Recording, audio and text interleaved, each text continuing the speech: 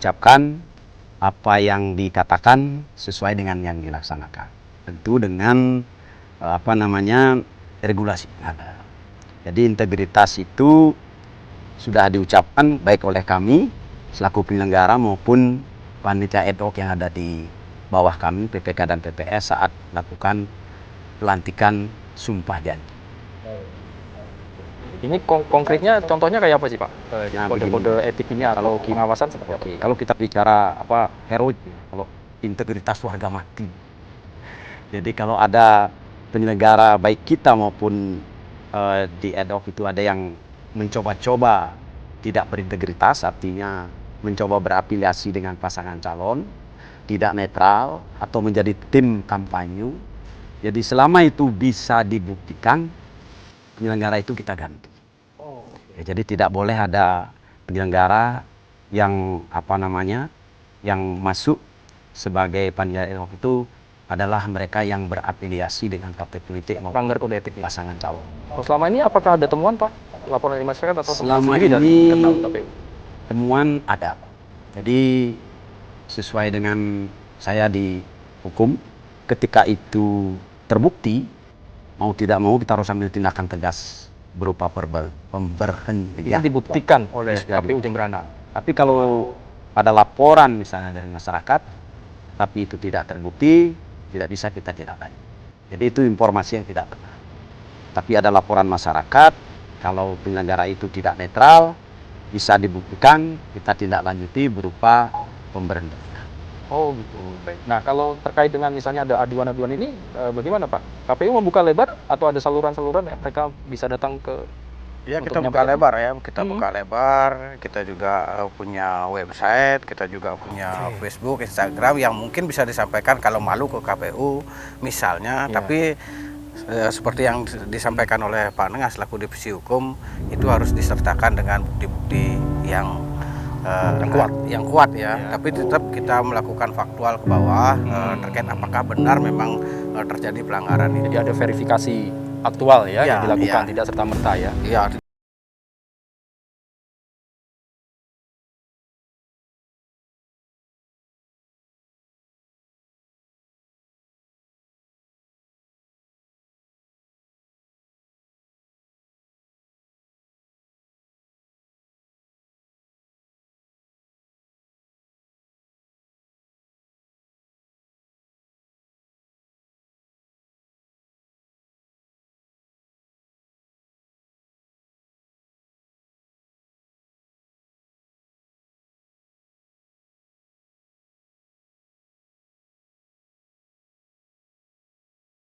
Lakukan pelanggaran.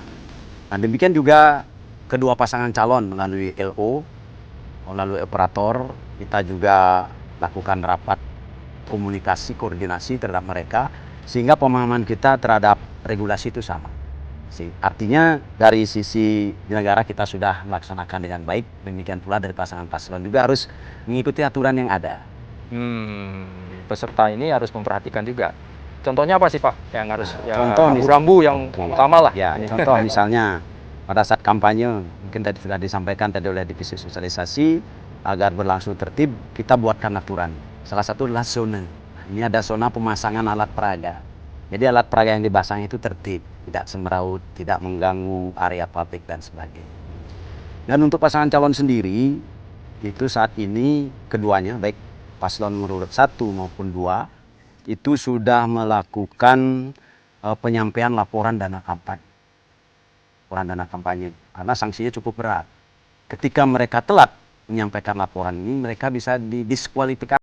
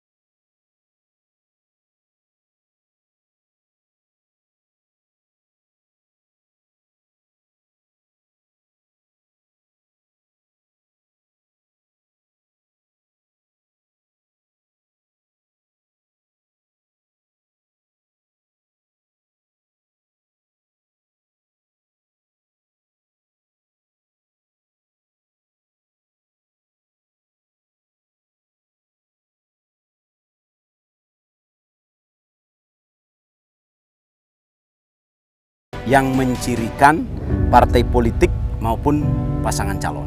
Oke. Dilarang ya Pak? Dilarang. Dan TPS pun harus steril dari apa namanya alat peraga kampanye. Atribut alat peraga ini. Baik, waduh luar biasa. Ini mungkin juga untuk masyarakat untuk memperhatikan ini ya. Pada saat datang ke TPS, jangan lagi membawa atribut-atribut atau alat peraga.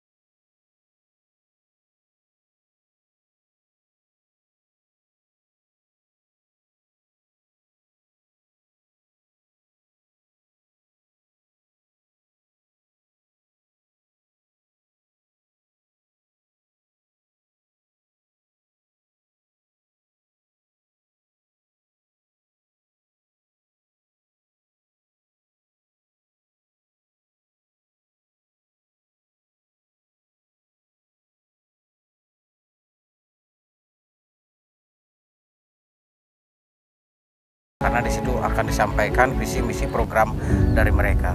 Iya, wah ini memang jangan lewatkan, terutama Jangan warga sampai Jemberana dilewatkan ya. lah. Karena ini akan menentukan juga untuk memilih Iya. ya calon pemimpin ke depan untuk Ke Jemberana depan gitu untuk ya. Jemberana. Oke, nah sebelum ini, kalau himbauan dari Divisi Hukum dan Pengawasan Pak kepada masyarakat dan mungkin peserta juga, silakan Pak. Pertama kalau himbauan saya tentu kepada penyelenggara kita di tingkat PPS, PPK maupun KPPS. Tolong jaga integritasnya ya.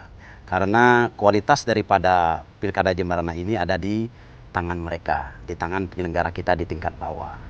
Kemudian kepada masyarakat pemilih, saya harapkan cerdas dalam memilah maupun memilih berita di medsos ya. Bukan tidak mungkin berita yang ada di medsos itu adalah hoax.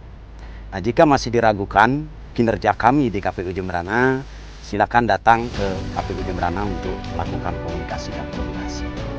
Dan untuk paslon, saya himbau tolong ikuti semua regulasi yang ada. Mungkin terakhir Pak ya, Wasudewa Kutumbakam. Kita semua adalah bersaudara. Mari kita wujudkan Pilkada Jemberana yang aman dan damai. Baik. Nah, menutup segmen ini dari Pak Ketua, apa yang disampaikan kepada masyarakat terutama untuk tanggal 9 nih Pak? Pak Ketua, sudah tanggal 9 ke TPS. Silakan Pak kepada masyarakat Jadi Jemberana. masyarakat Jemberana yang sudah mempunyai hak pilih jangan takut datang ke TPS 9 Desember tahun 2020 karena kita sudah betul-betul menyiapkan terkait sarana prasarana di TPS, baik itu 12 hal baru di TPS sudah kita siapkan, jadi jangan takut. Dan juga tolong patuhi